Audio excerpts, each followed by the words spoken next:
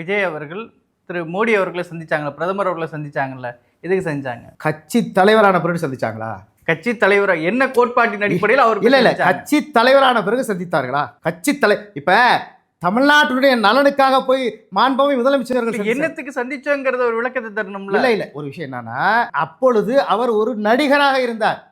நீங்க சொல்றது கரெக்ட். அப்ப ஒரு நடிகராக இருந்தார். ஒரு திரைப்படத்துல ஒரு சிக்கல் ஏற்படுது. மத்திய அரசு பல கோடி ரூபாய் போடப்பட்ட ஒரு திரைப்படம், அதுல ஒரு சிக்கல் ஏற்படுது. என்ன படத்துக்கு? அவருடைய எல்லா படத்துக்கும் சிக்கல் தாங்க. எந்த படத்துக்கு சிக்கல் இல்லை சொல்லுங்க பாங்க. உன் பையன்லாம் யாரு இதா இருப்பா? எல்லா பையனும் கருப்பு தான்ற மாதிரி தான். என்ன அந்த மாதிரி தான். அதில் சுமார் கருப்பு என்ன, சூப்பர் கருப்பு என்ன, எல்லா இடத்தையும் பெயிண்ட் டப்பா வச்சு அடிச்சுக்கிட்டு தான் இருந்தாங்க இவங்க. ஆகையினால பிரச்சனைகள் எழுதுன்றது மத்திய தணிக்கை குழுனால பிரச்சனைகள் எழுந்தால் அந்த ப்ரொடியூசர் வந்து தூக்குமாடி செத்துற கண்டிஷனுக்கு போயிடுவாங்க. சில பேர் பல கோடிக்கு இருப்பாங்க.